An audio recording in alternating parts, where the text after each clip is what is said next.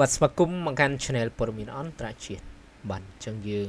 ត្រឡប់មកជួបគ្នាជាសារជាថ្មីវិញទៀតហើយបាទប្រិយមិត្តទាំងអស់គ្នាបាទអញ្ចឹងយើងនៅតែបន្តសង្គ្រាមបាទរវាងរុស្ស៊ីនិងអ៊ុយក្រែនបន្តទៅទៀតបាទអញ្ចឹងខ្ញុំសូមជូនព័ត៌មានពិសេសទៅអ្នកទាំងអស់គ្នាតែម្ដងបាទអញ្ចឹងព័ត៌មាននេះដកស្រង់ចេញពីសារព័ត៌មាន Reuters ផងដែរបាទអញ្ចឹងស្ថានភាពបច្ចុប្បន្ននៅទីក្រុងស៊ូមីបាទកំពុងស្ថិតនៅក្រោមការគំរាមកំហែងខ្លាំងមែនទែនពីសំណាក់កងទ័ពរុស្ស៊ីបាទប្រិមិត្តក៏ដឹងស្រាប់ដែរថាគឺប្រទេសពីរនេះគឺមានជាសប្តាហ៍ថ្ងៃនេះគឺនៅបើកការវាយប្រហារបាទទ្រង់ទ្រាយបាទលក្ខណៈតូចក៏មានទ្រង់ទ្រាយធំក៏មានបន្តរហូតតែម្ដងបាទអញ្ចឹងស្ថានភាពនៅទីក្រុងស៊ូមីកំពុងស្ថិតបាទនៅក្រោមការគំរាមកំហែងខ្លាំងបាទន័យថាគឺតំបន់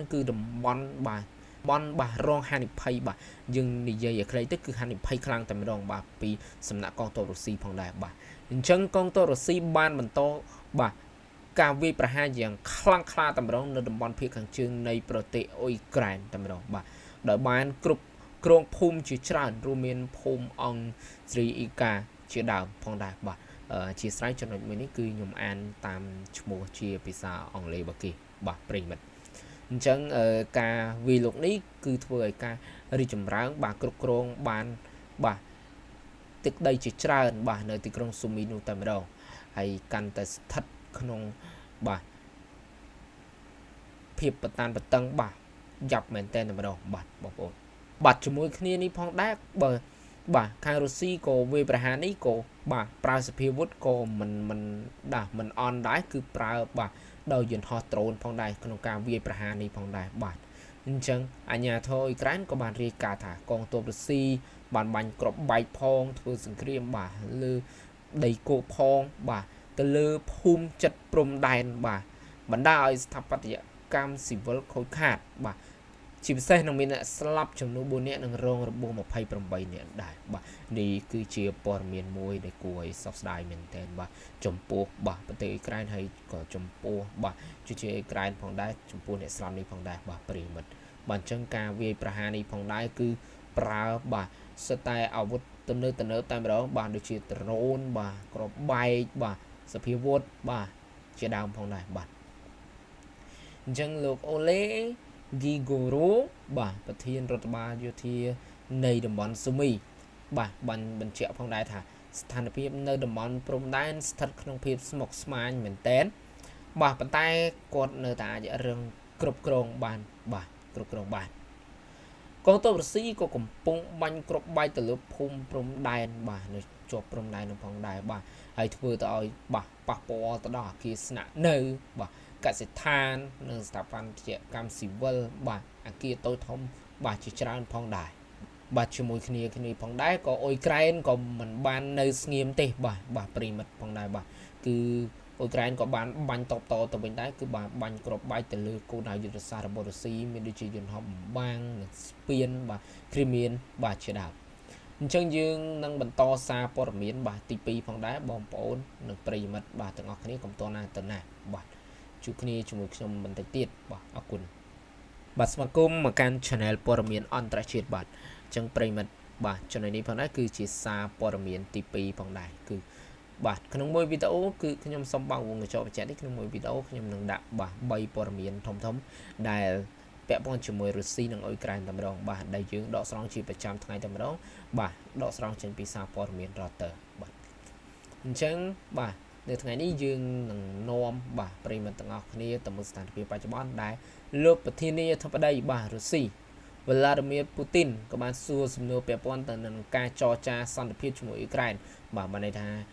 គាត់ក៏ចង់ចរចាបាទសន្តិភាពជាមួយអ៊ុយក្រែនដែរបន្ទាប់ពីមានការបំផ្ទុះស្ពានសាធារណៈដែលបានសម្លាប់មនុស្ស7នាក់និងបង្កមានអ្នករងរបួស115នាក់បាទចំណុចនេះផងដែរគឺអ៊ុយក្រែនជាអ្នកបំផ្ទុះតែម្ដងបាទអញ្ចឹងបាទចំណុចនេះគឺពិបាកសន្និដ្ឋានមែនទែនមិនដឹងថាតើខាងណាខុសខាងណាត្រូវឬក៏ខាងណាទៀមទាថាឲ្យខាងណាបាទត្រូវឬក៏រុញដាក់គ្នាខុសទៅវិញទៅមកបាទចំណុចនេះគឺពិបាកមែនទែនអញ្ចឹងក៏លោកពូទីនក៏បាទចោទជាសំណួរសួរចំពោះការចរចាសន្តិភាពបាទគឺថាចង់ចរចាសន្តិភាពអីបើសិនជានៅតែបន្តការវាយប្រហារដូចនេះផងដែរប៉ុន្តែបាទរុស្ស៊ីក៏ភ្លេចគិតផងដែរថា ខាងរុស្ស៊ីក៏នៅតែបន្តវាយប្រហារអ៊ុយក្រែនដូចគ្នាអញ្ចឹងស្ថានភាពរបស់សង្គ្រាមនេះកាន់តែតានតឹងខ្លាំងមែនទែនបាទប្រិយមិត្តអញ្ចឹងក្រុមស៊ើបការបាទស៊ើបអង្កេតបាទរបស់រុស្ស៊ីក៏បានរាយការណ៍ថាអ៊ុយក្រែនបានបំទុះស្ពាននៅលើផ្លូវល្បឿនលឿននៅទីក្រុងប្រយ៉ាន់ស្កូនៅពេលដែលរថភ្លើងដឹកអ្នកដំណើរចំនួន388នាក់បាទកំពុងឆ្លងកាត់ខាងក្រោមបាទគឺជាជនស៊ីវិលបាទច្រើនមែនទែនបាទនេះក៏ជាអ្នកដំណើរចំនួនច្រើនមែនទែនបាទចឹងការបំផ្ទុះនេះបានសម្លាប់មនុស្ស7នាក់និងបង្កឲ្យមានអ្នករងរបួសបាទរហូតទៅដល់115នាក់ផងដែរបាទនេះគឺជាបាទចំនួនដែលច្រើនផងដែរបាទចំពោះអ្នករងរបួសក៏ចូលរួមសោកស្ដាយបាទអញ្ចឹងលោកពូទីនក៏បានប្រកាសក្នុងកិច្ចប្រជុំជាមួយមន្ត្រីជាន់ខ្ពស់ថាការបំផ្ទុះនេះគឺជាសកម្មភាពភេរវកម្មដែលមានគោលបំណងបំផ្លាញជីវិតជនស៊ីវិលបាទចឹងចំណុចនេះផងដែរបាទលោកពូទីនបាទគឺគាត់អះអាងអញ្ចឹងក៏គាត់ប៉ុន្តែគាត់ក៏ភ្លេចគិតផងដែរថាបើសិនជាគាត់នេះនៅតែវាយប្រហារបាទដោយការបាទប្រើដ្រូនបាទបំផ្ទុះនៅអ៊ុយក្រែនបាទវាប្រហារដោយគ្រាប់បែកបាទអានឹងក៏ធ្វើឲ្យជនស៊ីវិលនៅអ៊ុយក្រែនបាទបាត់បង់ជីវិតដូចគ្នាប៉ុន្តែខ្ញុំអត់ដឹងចំណុចនេះយើងក៏ពិបាកវិភាគនៅក្នុងការវិភាគថាតើលោកពូទីនក៏គាត់ចង់គិតអ្វីដែរអញ្ចឹងលោកក៏បានចោទប្រកាន់ថារដ្ឋាភិបាលគៀវបាទកំពុងខ្លាចជាក្រុមភេរវកម្មផងដែរបាទចំណុចនេះបាទតែប៉ុតពូទីនអាចខ្ញុំគិតថាអាចឆ្លើយយកត្រូវបាទរបស់ខ្លួនឯងផងដែរបាទប្រិមិត្ត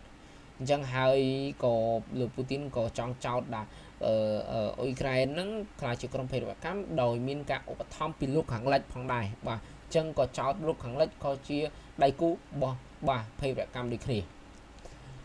បាទលោកបានបញ្ជាក់ថាការបអាសង្គ្រាមបាទណាមួយនឹងត្រូវបានអ៊ុយក្រែនប្រើប្រាស់បាទដើម្បីទទួលបានអាវុធពីលោកខាងលិចបាទបានន័យថាបាទពូទីនចង់ផ្អាកសង្គ្រាមបាទប៉ុន្តែនៅតែចោទថាអ៊ុយក្រែនបាទនៅតែបានទទួលសភាវុធពីលោកខាងលិចដូចគ្នាផងដែរបាទអញ្ចឹងវាពិបាកផងដែរចំពោះប្រទេសពីរនេះបាទចោទគ្នាទៅវិញទៅមកផងដែរបាទអញ្ចឹងអ៊ុយក្រែនក៏មិនទាន់បាទបានឆ្លើយតបជាសាធារណៈទេបាទចំពោះការចោទប្រកាន់ទាំងនេះផងដែរបាទអញ្ចឹងចោទប្រកាន់គេក៏អត់បានមើលខ្លួនឯងផងដែរព្រោះនៅលោកពូទីនក៏បានសម្លាប់ជនស្រុកត្រង់ជនស៊ីវិលដូចគ្នាបាទជាពិសេសកុមារបាទនិងស្ត្រីផងដែរបាទអញ្ចឹងអរគុណសម្រាប់ការបាទទស្សនាបាទព័ត៌មានទី2យើងនឹងបន្តចូលព័ត៌មានទី3ជាព័ត៌មានចុងក្រោយនៃវីដេអូនេះផងដែរបាទកុំទាន់អាទនាប្រិមិត្តបាទស្វាគមន៍មកកាន់ Channel ព័ត៌មានអន្តរជាតិបាទ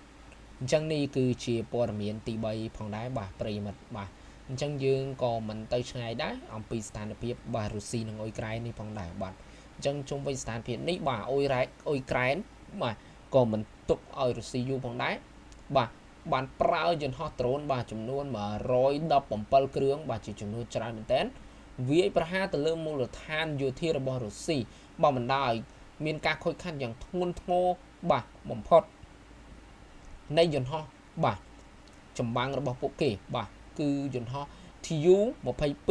និង Tu-95 បាទ